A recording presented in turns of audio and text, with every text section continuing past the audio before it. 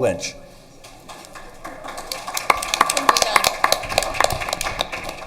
Well, thank you everybody for sticking around till the end.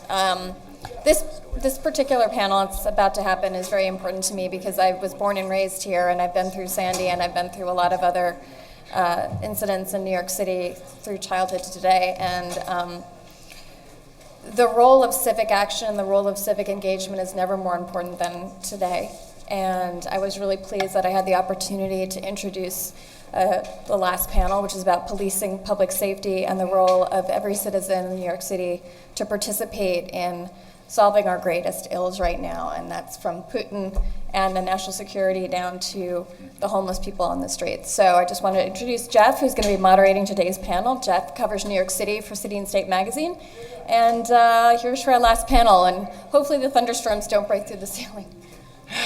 Yes, thank you, Holly.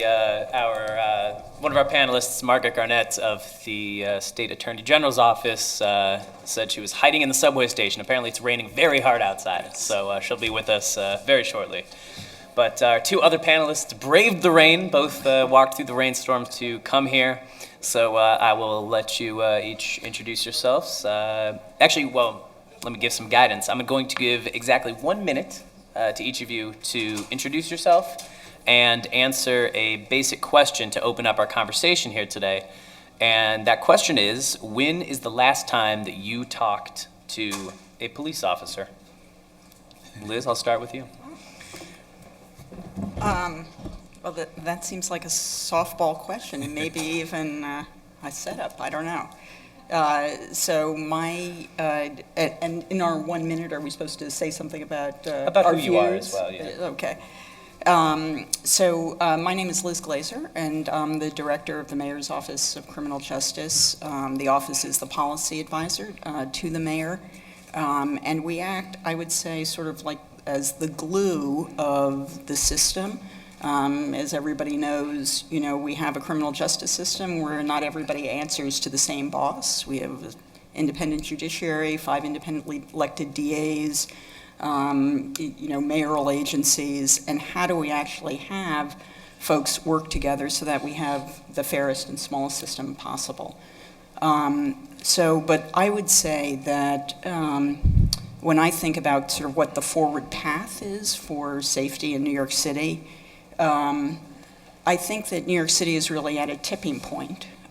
We have seen over the past 15, 20, 30 years, this very intense decline in crime and incarceration, and very significantly on enforcement, on how much laying on of hands there is by police officers to maintain the safety.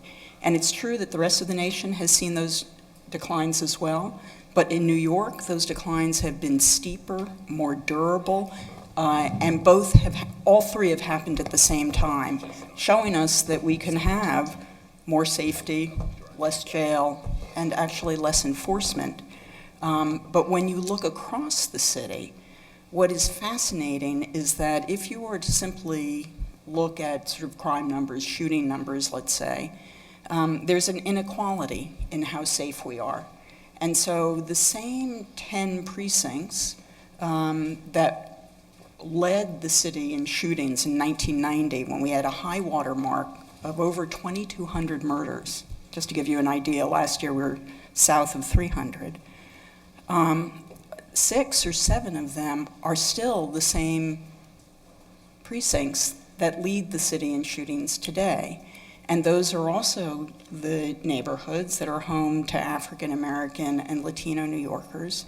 They are also the places where, if I were to show you a map of high unemployment, low school achievement rates, high asthma rates, and every other kind of social distress, it would be in those same neighborhoods. And so the reason I say we're at a tipping point now is that I think that our forward look has to be thinking about not just reducing crime, but thinking about increasing safety. And when you think about increasing safety, you move well beyond kind of the hot center of law enforcement, of cops, prosecutors, courts, et cetera, and into a world in which you say, if I really want to get every 16 and 17-year-old to stop committing crimes, because that's how we reduce the crime rate, that's how we reduce the jail rate, it's more than arresting them. Jobs are an antidote to crime, and jobs make neighborhoods thrive, as do many, many other what we think of as social programs. And so I think that we have this tipping point that we're at right now, and part of it is, and I would have been fascinated to see the panel before us, is from a New York in which rules are imposed largely by the police, to one in which neighborhoods themselves are the guardians of the peace, together with, obviously, the police that play an important role.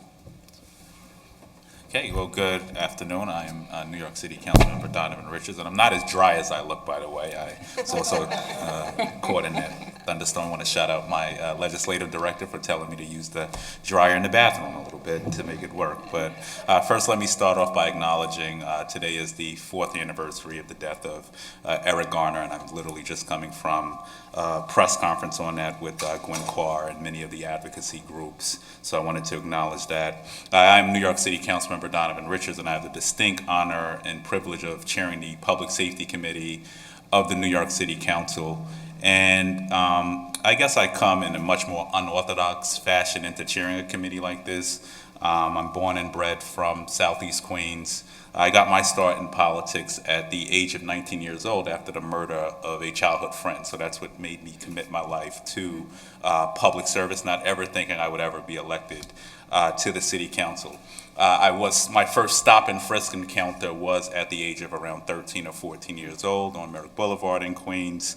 And I do have friends who are also within the department. So I sort of come with a whirlwind of different experiences that sort of, when you roll it all up, has enabled me to sort of understand viewpoints from a little bit of everyone. And this is sort of why we have not been shy coming into the public safety chairmanship and really looking at many of the areas that I saw growing up in my neighborhood that sorely need to be addressed. And I think Liz hit on a lot of the points, and very valid points on, policing can't just be about incarcerating young people. Otherwise, I would have probably been incarcerated as well. It's about making sure that there's programming there and that we're looking at crime and how to resolve it in a holistic fashion. We've hit hard on many different subjects. I know the police commissioner was here earlier and touched on the gang database a little bit, but we're not shy about tackling some of the issues where I think the city and NYPD can do better. Marijuana, internal discipline, accountability, transparency with the police department, and there's really been a true effort by the department to really work to engage the community. And I was the first precinct to see the neighborhood coordinating officer program roll out in Queens. We had the highest amount of stop and frisk in New York City in the 101 and 100th precinct in the Rockaways. And so we've seen that program start to take legs in a way that we did not even anticipate. But it truly does show when the community and police come together that you can see reductions in crimes, and when you add the jobs and investment into communities such as the Rockaways that have sorely not seen it, it is a recipe for success. For example, we've seen upwards of 60 to 70% reduction in shootings and murders just in my 4 years in the Rockaways as the local council member. And part of that, once again, comes from looking at and addressing many of the systematic issues that have stymied, progress for a very long time in our community. So the question was, when was my last interaction with a police officer? Mm-hmm. Every single day. So Saturday was a fun day because the 101 precinct actually had a health fair in which they engage a lot of community members. And I do my part in not just having conversations with the inspectors. We really have a very close relationship with a lot of the officers in our local precinct. And then I had the deputy inspector in yesterday at my office. So pretty much, if I'm not talking to local officers or attending a precinct council meeting, I can assure you I'm on the line with the police commissioner's office on something. So pretty much every day it's a good interaction and growth. And sometimes it's painful. But I think it's got to be a partnership to continue to see, and a strong partnership to see reductions in crimes in the city. So, thank you. Yeah, Margaret, for you, just 1 minute to introduce yourself, say who you are, and then my question was, when was the last time you talked to a police officer? Today. My name is Margaret Garnett, and I'm the chief of the criminal division at the New York AG's office, and I've been a prosecutor for most of my legal career, most of that time at the U.S. Attorney's Office for the Southern District of New York. Actually, Liz and I used to have the same job, not at the same time, but we both, at one time, were chief of the gangs or violent crime unit at the U.S. Attorney's Office. So most of the prosecuting work that we do at the AG's office doesn't really involve what you think of as street crime, the kinds of day-to-day encounters between the police and sort of crimes in progress or neighborhood policing. Because as prosecutors, we primarily are doing longer-term, more complex cases across a variety of subject areas. But one place where we really have a front-row seat these last 3 years to interactions between the police and the community and building that trust is through our Special Investigations and Prosecutions Unit, which it's interesting that Councilman Richards brought up Eric Garner because 3 years ago when that unit was created through an executive order from Governor Cuomo, it was largely in response to the death of Eric Garner and a number of other high-profile deaths of civilians in New York, either in police custody or in the context of an interaction with the police. So I think out of those cases grew a perception, and when we're talking about trust, I think perception is often reality, that local district attorneys were not the right place for the community to have confidence in investigating situations where their own primary police department for that county had been responsible for the death of a civilian. And so our office a special prosecutor was created within the Attorney General's office to investigate any death of an unarmed civilian or where there's a serious question whether or not the civilian was armed and dangerous at the time of their encounter with the police. And over the last 3 years, I should have had the numbers at my fingertips, but we've investigated almost 30 incidents of civilian deaths across the state. And I think a big part of our mandate is radical transparency, which is a big departure, I think, from how these incidents typically are treated. And what that means in practice is that if, after conducting an investigation, we determine that no charges should be brought against the officer, we are mandated by the function of the unit to produce a public report that lays out in detail all of the facts that we learned during our investigation, the witnesses we talked to, the evidence that was reviewed, the basis for our legal conclusion that criminal charges are not appropriate, as well as any recommendations for changes in police practices that arise out of the investigation.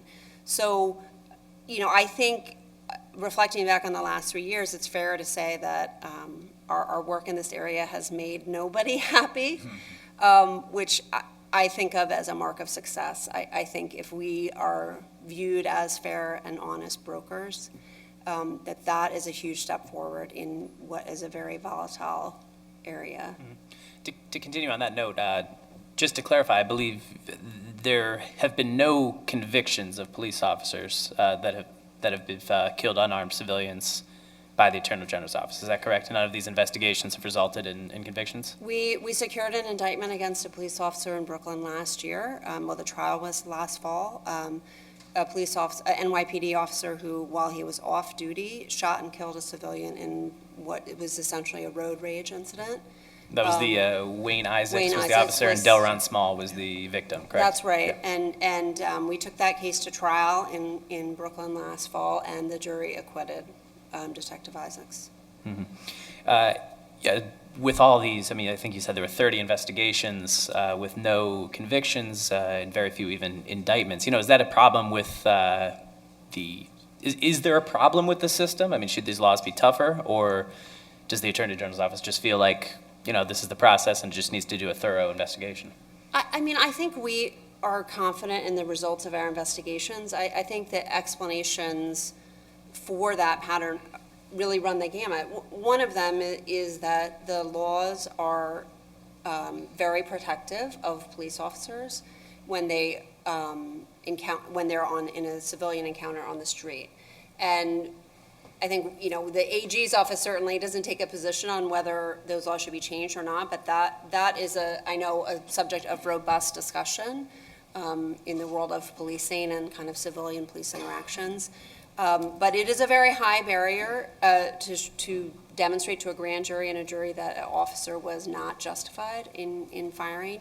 But I think other areas that our investigations have revealed that are worthy of a lot of conversation that I know is happening at the state's best police departments and Liz's office, are about how the police interact with people who are mentally ill.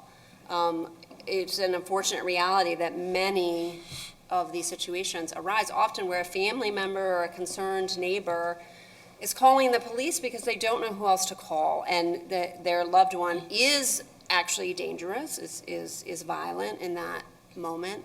They need help, and all too often I think these encounters end, not because anyone did anything wrong in a criminal sense, but someone calls for help for a violent family member, and the family member ends up in the morgue. Same thing, I think we're learning a lot about the interaction of tasers and people who are under some kind of drug intoxication or who are mentally ill and taking psychoactive drugs for mental illness. That's, I think, a vastly under-researched area that I think we all would generally applaud the expansion of the use of tasers by police departments. It's a much less lethal force in a situation where someone is violent or dangerous, but there have been a lot of unintended consequences of that I think we're only just beginning to do real research on. Can I leap in? Yeah. So I think one of the points that Margaret made, and I know the council has been very interested in this also, is this issue of how we respond to behavior on the street.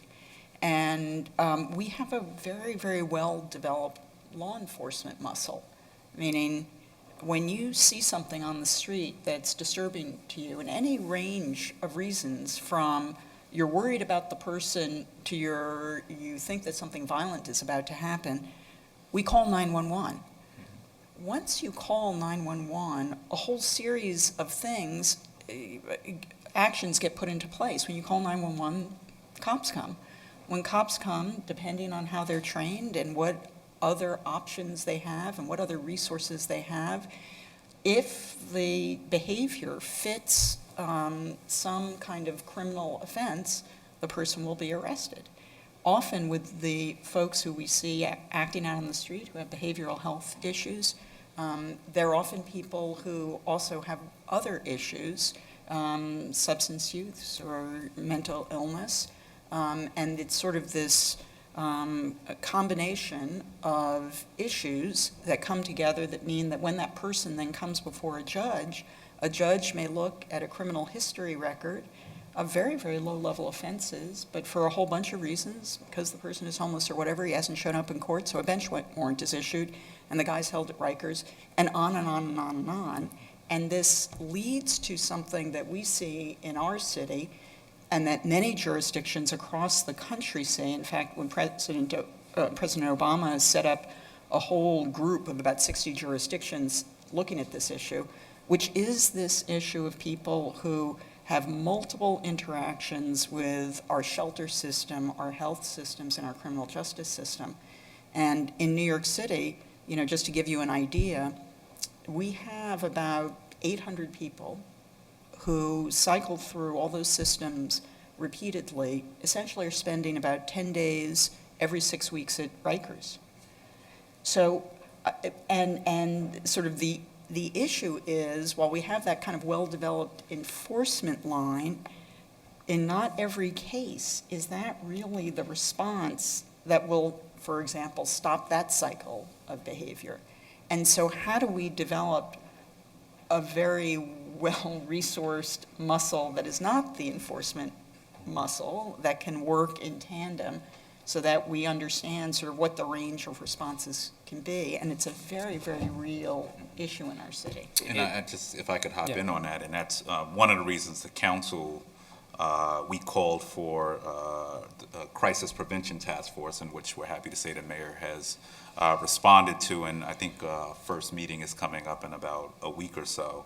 But, you know, the strategy even around EDPs and dealing with those who have some mental health illness has to be taking away from the onus, I think, as you said, the onus of putting it on the police department and really starting to work with nonprofit partners. Maybe the police department shouldn't be the first to respond to de-escalate some situations, but maybe perhaps they can show up on the scene if it you know, elevates to a certain level. So those are some of the creative solutions we're going to be looking at. I think the mayor has given us, I think, 150 days to look at some things and then come back with some tangible solutions on.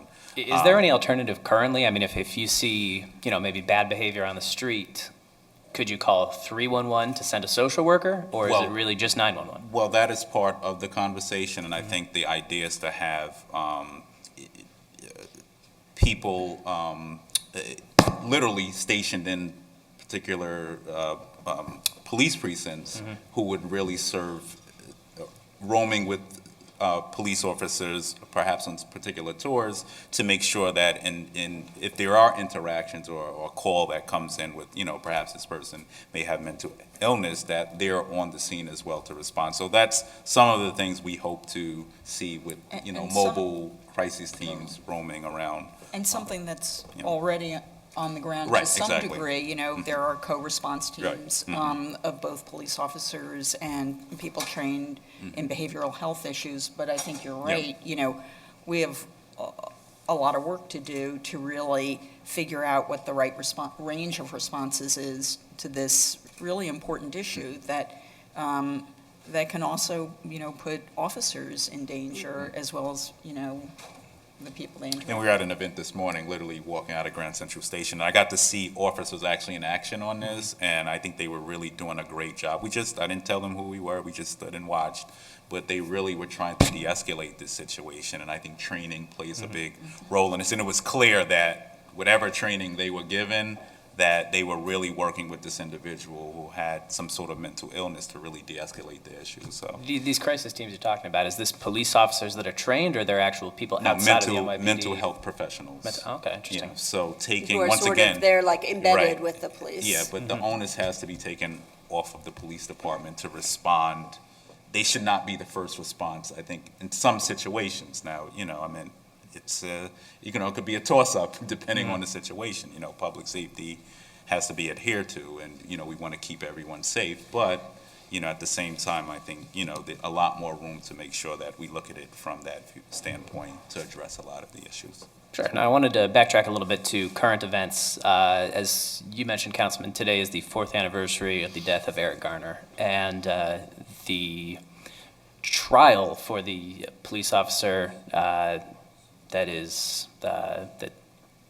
led to his death, want to be vague here, still hasn't happened. There's been a lot of issues, and the New York City Police Department just said that they will go forward with an internal trial if the Department of Justice doesn't move in the next 2 weeks, basically. All that is to say, and I'll start with you, Councilman. I know you just spoke on this today on the City Hall steps, but I'd like to hear from all of you.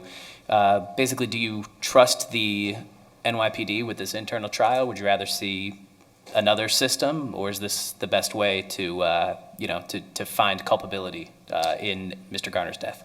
Well, let me start with what we have. So, I mean, right now, obviously, we called for an internal review of how the police deals with discipline internally, and the police commissioner and both the mayor responded to that. So at least, you know, I know the U.S. attorneys, former U.S. attorneys, are obviously reviewing what that looks like now. My firm belief has always been it should be an independent body that really reviews a lot of these cases, but we're not there yet, so we have to deal with what we have. You know, just to get back to the DOJ and NYPD sort of football game, I call it, because, you know, we need justice from both sides on this case. And, you know, I think when you hear the argument of now we should wait to September and we have to wait for DOJ may never respond. So I think, you know, the city does have a responsibility. Everybody's seen the video. I mean, the video is very clear. And, you know, as we talk about building trust with communities, when there's a lack of accountability and there's video especially, and there's no justice served, we do a disservice to everything we're trying to do to mend the fences between community and police, because you can roll out as many NCO programs as you want, but if a person who was choked to death on video and an officer used a banned chokehold on someone, and it resulted in that individual's death, and that person is still getting a paycheck, it shows that we're not where we need to be, and the community's watching that. So I would say I'm supportive of an independent body. I have gone in and saw sort of what the process has looked like internally with the police commissioner. I was invited in. We were just in maybe just a week ago too, looking at the citizens, how they have a body of citizens who also review about 2 cases. So we got to see it, but there clearly needs to be changes made.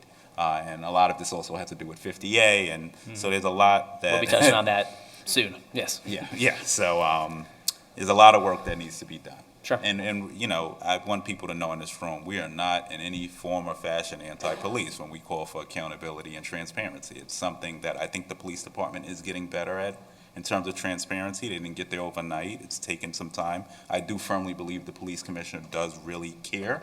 But the test of time on a lot of these issues will tell us, how serious he is about change. But I think there's been some steps made to say that we're serious about changing some things. I think it's important to remember that these different processes are for different purposes. I don't think they're not alternatives, right?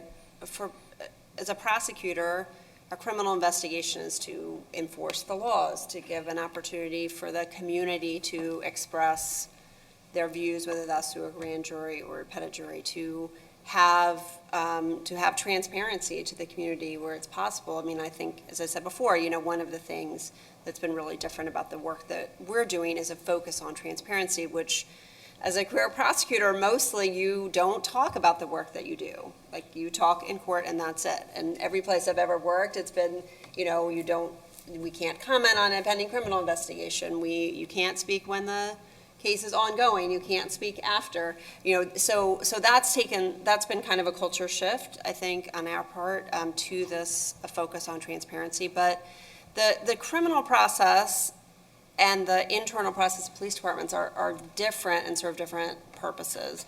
And so I don't think they both are important. And one of the difficulties, I think, for a lot of departments is that doing there's a tension between speed and thoroughness. Doing something thoroughly and correctly is almost always going to take longer, which is frustrating for everyone, both the police officers involved and for the community and the victim's family.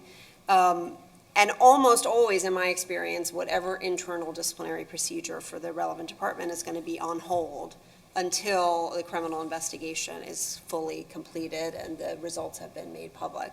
So that can stretch on for a long time, and I think most police departments are doing that for all the right reasons, because they don't want to interfere. If ultimately an independent prosecutor is going to decide that charges should be brought, they don't want their own process, which has a different purpose and different methods, to interfere with that by tainting witnesses or causing other problems.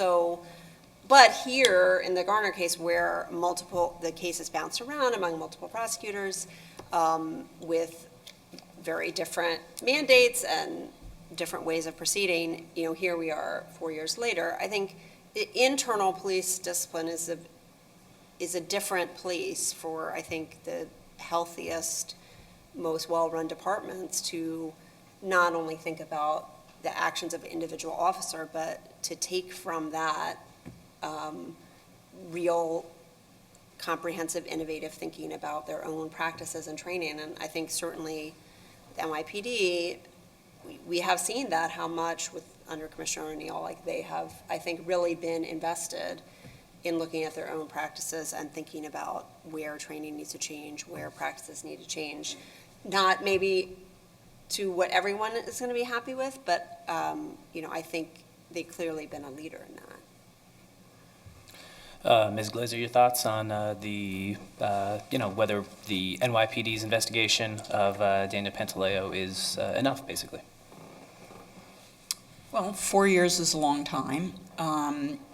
And it's taken the Justice Department really an extraordinary long time.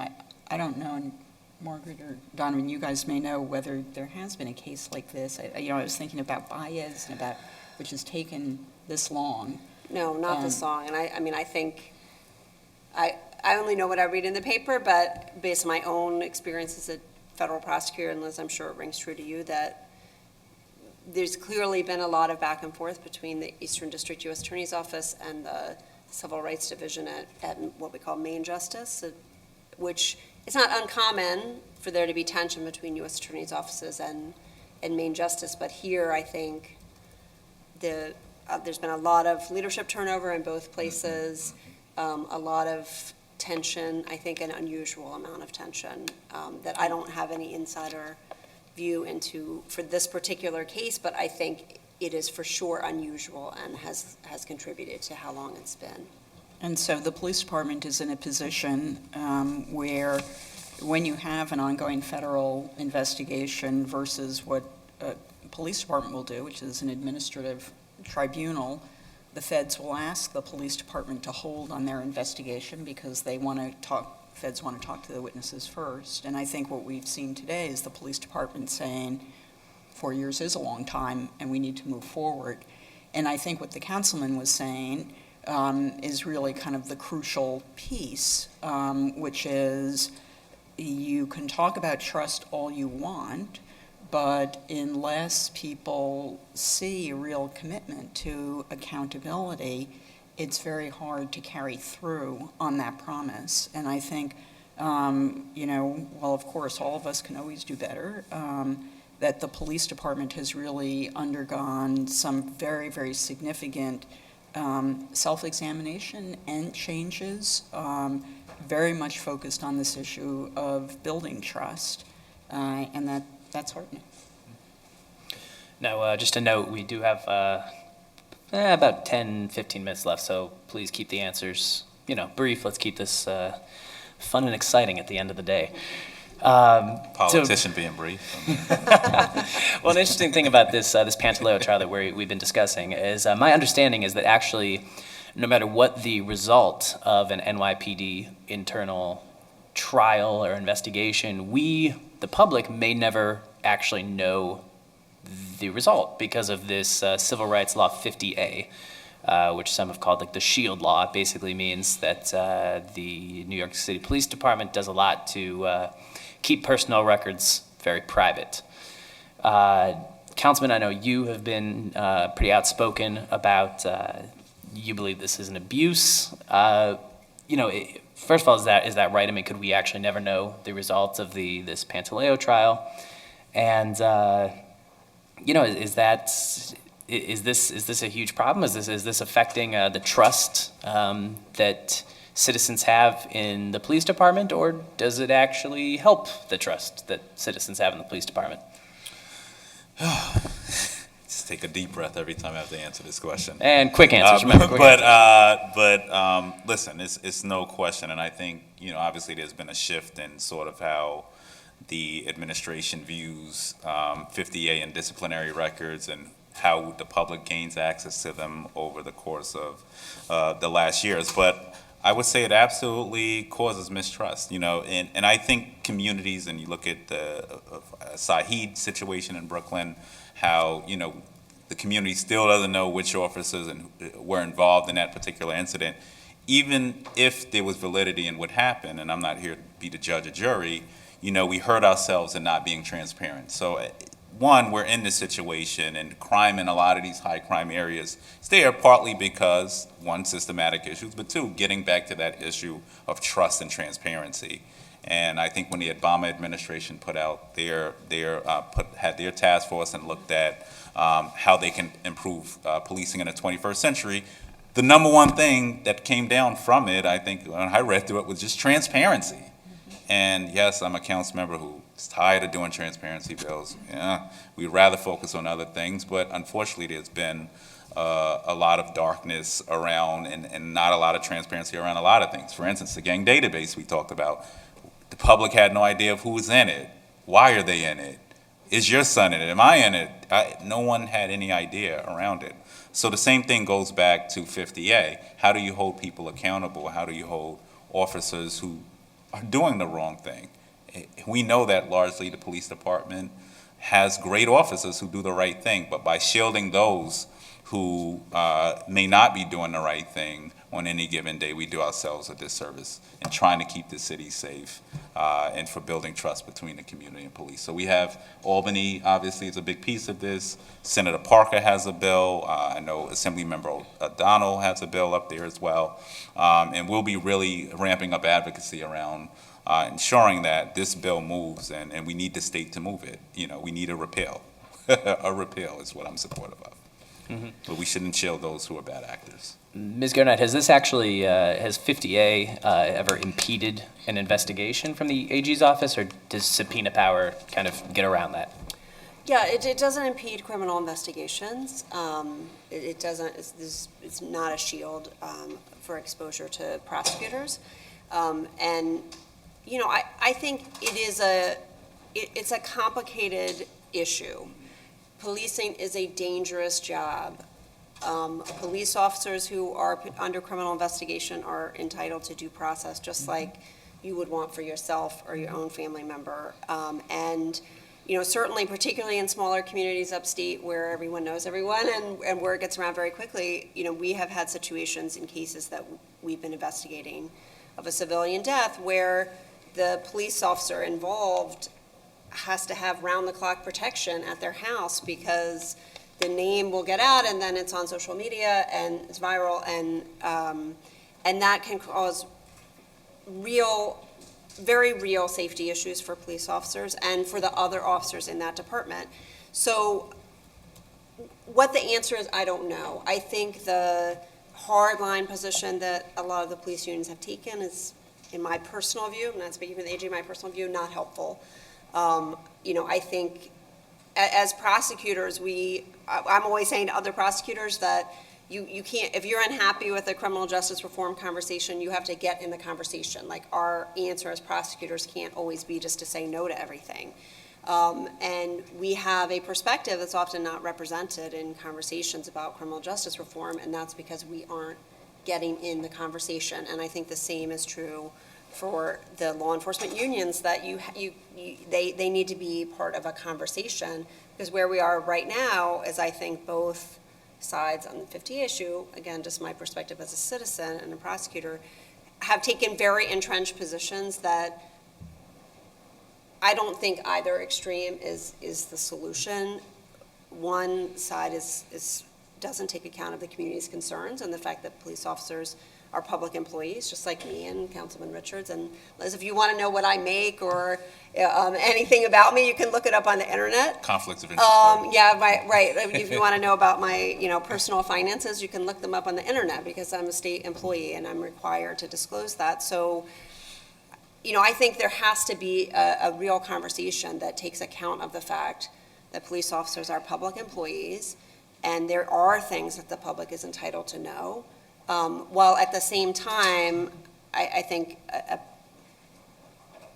a push for radical transparency has to take account of the fact that police officers are entitled to due process, that they're doing a dangerous job, almost entirely with great commitment to public service. So I just think it's a very complicated issue, and the conversation I think we're having now publicly in New York isn't really, just as a citizen, moving us towards a good solution. And Ms. Glazer, how do you feel about about 50A? Should the police department loosen up, basically? So I think both the mayor and the police commissioner have supported a change in 50A, but I think that Margaret, a lot of times in public discourse, things become pretty cartoonized, and I think that Margaret has really kind of laid out that there are a lot more subtleties here, and that require real thought about what the impacts are on both sides, to the extent that there are sides. Mm-hmm. I want to close up with just a few pretty hyper-specific questions. Actually, back to you, Ms. Glazer. I just saw this in the news, and I thought it was kind of fascinating. So in the South Bronx, the 40th precinct, they have just approved the building of a new police precinct building. And it's by it's by the architect Bjarke Ingels. It's this very fancy-looking, very expensive building, and I've seen some criticism that, basically, what are you doing plopping down this incredibly expensive building? This is going to hurt police-community relations, whereas the mayor has actually said, oh, it's going to be good for the community. Very quickly, I mean, what are your thoughts here? Is this going to help, or is this sort of an insult to the neighborhood? So I think every neighborhood deserves good design and deserves streets that are open and welcoming to public gatherings and public buildings that invite the public in. And that's the case whether it's a police precinct or a jail. As you know, we're involved in a process to close Rikers, which will also involve the building of jails that I at least view also as civic assets. And so I think the important thing is that we not build fortress police precincts. And that's sort of the point of what this is that this is to be a neighborhood asset as well. And that's a very important thing. And there are a whole range of ways in which neighborhoods are engaged in this effort of how it is that physical space affects the way in which you live. Why is it that you walk 10 blocks to a subway station instead of 2 because of perceived gang lines or because of the way a neighborhood is laid out? All of those things are things that require behavior to change, but also require physical change. So I think at the end of the day, it's a positive thing, and obviously all these designs happen in conjunction with neighborhood consultation and with a lot of neighborhood engagement. So I think at the end of the day, it's a positive. Mm-hmm. Councilman, you have a new precinct building coming to your district. Build me another one. You looking for Frank Lloyd I'll Wright? take 2. I.M. Pei, which I don't know what who these architect do you want? individuals are. But I will say this, and I know much of what we sort of are incorporating in a new precinct coming into the Rosedale portion of my district is community center space. And I think that that's something that's being encompassed in the 40th precinct as well. And So that's a new thing, right? that's Most a precincts new, don't have I think that. the 40th was the first, I think so we became the second. And when we talk about mending the relationship, it's a popular word, quote unquote, good, hashtag, but it shows a commitment on part of PD to say that, and they said it to me, like the community can program what happens in the precinct. We built out plaza space, so that events can happen in conjunction with the community or with the police department or without the police department. So I think it's a good thing for the Bronx. I think it's a great thing for Southeast Queens as well. And then let's just talk about the quality of life for officers. It's sort of hard to feel good about, what you do when you work in conditions that are horrible. I mean, I had a precinct where officers are working out in the gym with asbestos in it. So we need officers to also have that space where they can feel good about where they work. They can have a lounge area. It's a high-pressure job, and it's easy to murder mouth about police officers until you actually sit in their shoes, right? And I get the privilege and honor of seeing what they do day in and day out, so it's a greater appreciation even being in this chair for them. But I think design is important. Once again, just the point of view, community space. We have explorers, in our communities as well. This is space that the community can actually engage with the department in. And I think only success and good things will come from it. Mm-hmm. And Ms. Garnett, speaking about community relations, you work with the Attorney General's office. We all know that just a couple of months ago, the former Attorney General resigned under a cloud of assault allegations. Has the Attorney General's office felt any loss of public trust? Do you think this affects the public's view of that office and its authority? I don't. I don't, and I certainly haven't perceived that around the state. I think obviously can't comment on the allegations against the former AG, but, I think he resigned immediately in order to allow the office to continue its work. And, Barbara Underwood is an extraordinarily accomplished lifetime public servant who I think has really emphasized both internally and externally in the office that, the work continues. We're here to serve the people of the state of New York, not one person. And, we have thousands of assistants, not mostly doing civil enforcement work, but even, the almost 200 prosecutors in the criminal division around the state, people got over their shock, I think, and went right back to work for the people of the state, and that's really the mission of the office. So, I think that focus, getting back to focusing on the important work we're doing in a variety of areas, not just criminal enforcement, I think and hope forestalled any loss of public confidence because of the actions of one person. All right, well, Margaret Garnett, Donovan Richards, and Elizabeth Glazer, thank you so much for your time, and thanks for coming to talk to us. Thank you. Yes. Do you want us to sit, stand? What do you want us to do? Well, thank you all, and that concludes our program. Hope you all stay dry on your way home.